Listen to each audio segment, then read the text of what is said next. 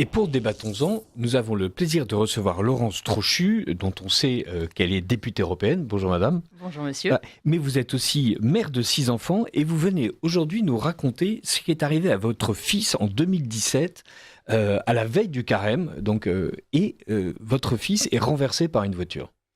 Exactement, il est renversé par une voiture et très vite on comprend la situation comme étant très grave puisque les médecins nous annoncent qu'il est dans un coma d'emblée. Glasgow 3, donc Glasgow 3 c'est l'échelle qui mesure la conscience et c'est vraiment très très très très faible. Visiblement les zones du cerveau les plus touchées sont celles qui commandent les fonctions vitales. Ça, on l'apprendra lorsque l'IRM sera faite. Et que l'électroencéphalogramme est très faible et donc qu'il est tout proche en fait de la mort cérébrale. Donc l'état est vraiment désespéré. On nous dit que il sera emmené à l'hôpital, mais sans garantie qu'il y arrive en vie. Voilà. Alors, on vous dit ça, il arrive à l'hôpital, il est encore en vie. Les médecins établissent un diagnostic. L'un d'entre eux vous dit que son projet de vie est de vivre 1 an ou 18 mois. Exactement. Donc, on parle d'un enfant de 11 ans. Donc, en étant inconscient, et évidemment, vous vous posez la question de l'acharnement thérapeutique. C'est-à-dire, si on explique que votre enfant va vivre dans un état au mieux végétatif, je cite le médecin, pourquoi diable laisser cet enfant sous appareil respiratoire, intubé, nourri par sonde ? Alors c'est évidemment la question qui nous habite, notamment parce que il y a eu plusieurs épisodes. Il y a eu l'épisode d'une infection pulmonaire où évidemment il a été traité par antibiotiques et où en fait on se disait finalement à quoi bon continuer des soins. Est-ce que ce ne sont pas des soins qui sont déraisonnables et je vais d'ailleurs poser la question telle quelle à l'un des réanimateurs parce qu'il s'est extubé à 2 reprises. La première, il s'est extubé tout seul, en toussant visiblement, sans qu'on sache très bien comment ça s'est passé. Et puis il a tenu en autonomie respiratoire jusqu'à ce que finalement son état soit trop faible pour qu'il puisse être laissé comme ça.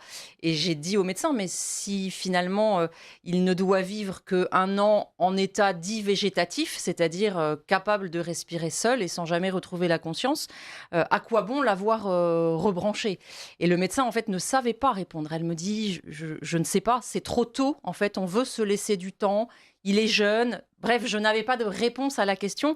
Et moi, elle me taraudait malgré tout parce qu'on sait bien, et on l'a vu ces dernières semaines, ces derniers mois, que l'acharnement thérapeutique, finalement, est aussi à l'origine de l'euthanasie. Vous voyez, il y a un lien entre les deux.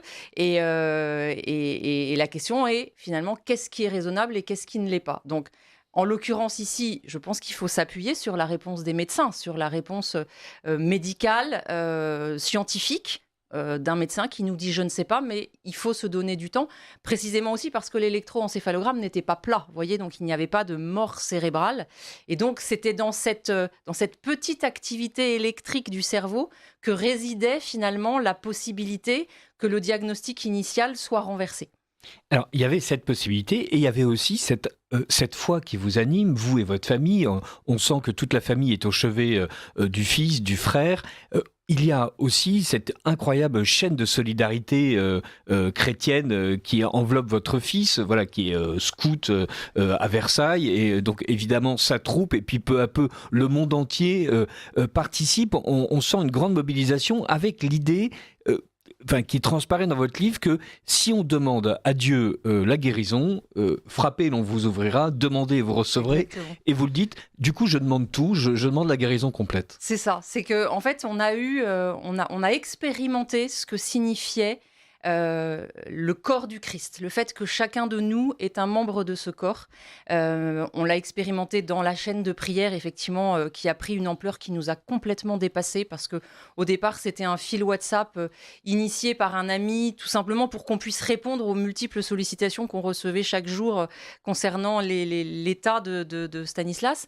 Et puis ce fil qui a été en fait transféré au point, effectivement, de se répandre dans le monde entier. Et puis une chaîne très humaine aussi, et ça je tiens à le dire parce que c'est C'est aussi ça qu'on expérimente dans une communauté paroissiale. C'est des gens qui prient, et puis c'est des gens qui ont les pieds sur terre et qui donc s'occupent de nous, qui voyaient évidemment notre famille complètement happée par cet événement, n'ayant évidemment pas le temps de gérer la vie quotidienne, même si nos parents étaient à nos côtés. Et donc, ces bonnes samaritaines qui nous apportaient tous les 2 jours des dîners pour 8-10 personnes, de manière à ce qu'on puisse être entièrement soulagés pour nous occuper de l'essentiel. Et ça, c'est vraiment quelque chose qu'on a expérimenté sur plusieurs mois. Parce qu'on a eu cet accompagnement sur plusieurs mois. Votre fils donc est renversé juste la veille du Mardi Gras en 2017. Il a 11 ans. Il célébrera d'ailleurs ses 12 ans dans cette unité de Exactement. réanimation. Et peu à peu, en fait, et malgré le pronostic initial, il commence à bouger, il est capable de s'extuber, il respire tout seul, électriquement, le cerveau a l'air de réagir, et il y a des signes, en fait, de guérison quasiment inexplicables, en fait, Oui. au fur et à mesure que les jours passent. De guérison très progressive, parce que vous savez, quand vous êtes confronté à un proche qui est dans le coma, vous savez pas très bien en fait ce que ça veut dire. Il va se réveiller. Vous voyez, on voit un peu dans les films, tout à coup, la musique très émotionnelle et puis hop, les yeux qui s'ouvrent, et puis la personne, il y a une sorte de jour-nuit, vous voyez, alors qu'en fait là, ça ne s'est absolument pas passé comme ça. On a vécu vraiment chaque jour en ayant les yeux rivés sur les machines avec la mesure effectivement de la pression intracrânienne, et on se disait, mais qu'il meure ou qu'il se réveille, oui, mais comment? En fait, c'était vraiment, qu'est-ce qui va faire que tout à coup, il va se passer quelque chose, dans un sens ou dans l'autre? Et c'est vrai qu'il y a eu ce moment, parce que je pense qu'on a une sorte de sens très aiguisé, avec une acuité très grande dans ces moments-là, où j'ai senti que la question, pour le coup, de le débrancher se posait vraiment du côté des médecins. Et j'ai dit à Stanislas un soir, avant de le quitter, écoute, je ne sais pas si tu m'entends, je ne sais pas, voilà, je ne sais pas dans quel état tu es, mais donne-nous un signe que ta vie est possible, ou si elle ne l'est pas, bah, en fait, meurs. Va rejoindre le bon Dieu, parce que nous ne voulons pas avoir à prendre une décision, voilà, oui, de valider la suggestion des médecins d'arrêter les soins. Et en fait, le lendemain, quand je suis revenue, bah, il y a eu quelque chose d'assez incroyable, c'est que le réanimateur m'attendait. Je me suis dit: «Bon, soit c'est bon signe, soit au contraire, elle est là pour m'accompagner et me dire que mon fils est mort». Et en fait, elle me dit: «Voilà, dans la nuit, on ne sait pas très bien comment, en toussant probablement, il s'est extubé et il respire, indépendamment des machines». Donc comme je le disais, ça n'a pas tenu très longtemps, mais j'ai évidemment fait la relation avec les mots que je lui avais donnés la veille au soir. Et cette respiration, elle était une manière de vivre, une manière de dire d'ailleurs, je veux vivre. Vous voyez. Et il y a eu comme ça, à chaque élan de prière, parce que chacun se confiait à un saint particulier, il y a eu ces signes successifs, cette reconstruction petit à petit, où on a compris finalement que, étape par étape, il était là, et qu'il allait revenir. On ne sait pas dans quel état, mais il était là. Alors, il est revenu. Alors, ça y est, maintenant, donc 2017-2026, il est vivant. Il a quelques problèmes Oui, il y a cérébraux des handicaps, de effectivement. mémoire immédiate, etc. Mais voilà, il parle, il bouge, il est présent, il est vivant. Et surtout, et je crois que c'est l'une des leçons de votre livre, donc Maman, j'ai vu Jésus, il est heureux. Oui, en fait, il est heureux parce qu'il a fait une rencontre, à laquelle on La couve, s'il n'était te plaît. évidemment absolument pas préparé. Il a fait une rencontre, qu'il nous a livrée le jour de Pentecôte 2017. Voilà, il rentrait à la maison, voilà, de l'hôpital, passer la journée. Et à cette étape-là de sa reconstruction, on va dire, il avait retrouvé la parole, puisqu'en sortant du coma, il était paralysé, presque aveugle et mutique. Là, il avait retrouvé la parole, mais simplement pour répondre à des questions très simples, des questions fermées par oui ou par non. Et pendant 40 minutes, il nous a fait le récit de ce qui s'était passé de son côté, en fait, quand il était dans le coma. Cette expérience qu'il a eue de sortir de son propre corps, de voir d'ailleurs ce que nous vivions dans le salon au moment où le médecin est venu nous informer de la gravité de son état. Et puis cette phrase de j'étais dans la vraie vie et vous n'y étiez pas. J'étais dans la vraie vie. Et il nous dit avoir rencontré Jésus, d'où le titre du livre et l'illustration aussi qui lui est due, puisque en art-thérapie, ensuite, il a représenté par ce tableau cette lumière qu'il a vue, Jésus resplendissant de lumière. C'est vraiment l'expression qui revient sans cesse dans son récit que nous livrons à la fin du livre. Alors, et il a vu Jésus, et il a vu son arrière-grand-mère. C'est un témoignage, on sent qu'il est rempli en fait de cette joie céleste. Et d'ailleurs, voilà, c'est une expérience de mort imminente. Et en fait, vous dites, mais non, c'est une expérience de vie imminente. C'est comme ça qu'il le traduit, effectivement. C'est une expérience de vie imminente parce que la vraie vie est auprès de Jésus. Alors, il garde cette nostalgie du ciel, en fait, puisqu'il nous a dit, moi, j'aurais préféré rester là-bas. Je suis content de vous avoir retrouvé, mais j'aurais préféré rester là-bas parce que voir Jésus, c'est toucher l'amour infini. Et donc, on est saisi par cet amour qu'on ne peut absolument pas soupçonner ici dans ce que nous vivons sur Terre. Alors après, il a grandi en se reconstruisant, comme je le disais, parce qu'il a tout réappris. En 2 ans et demi d'hôpital, il a tout réappris. Il y a des handicaps aujourd'hui persistants. Sa mémoire, le fait qu'il marche mais en claudiquant. Il ne sait pas courir, par exemple. Il ne peut plus utiliser sa main droite. Voilà, il y a toutes les petites choses de la vie qui sont devenues un peu plus difficiles, mais avec chevillé au cœur une foi, une joie qui n'empêche pas malgré tout qu'il soit un adolescent ou un jeune homme maintenant qui parfois énerve ses parents et qu'il faille évidemment éduquer comme n'importe quel autre enfant. Voilà, ça ne fait pas de lui quelqu'un qui serait sans défaut. Voilà, il n'est pas sans défaut.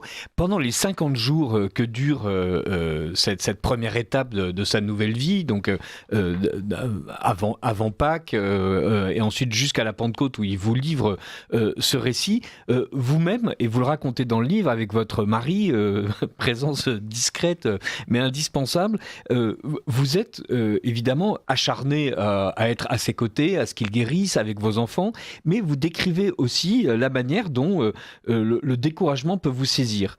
Je tentais de planifier et de conduire mes journées. Je suis une petite force offensive qui veut prendre un avantage décisif sur un adversaire ayant pour nom le découragement, le mien et celui plus ou moins apparent de mes proches. J'engage toutes mes forces dans ce plan simple qu'il faut sans cesse répéter et savoir exécuter pour prendre l'ennemi par surprise avant même qu'il n'apparaisse. Et c'est vrai, vous êtes mère, votre enfant de 11 ans est dans un état végétatif, évidemment, on imagine la dévastation totale.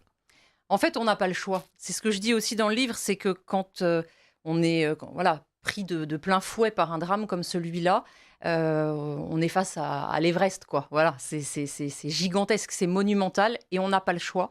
On n'a pas le choix parce que il faut tout donner, il faut se donner, et sans oublier les autres enfants. Il y avait 5 autres enfants, pour le coup, bien vivants.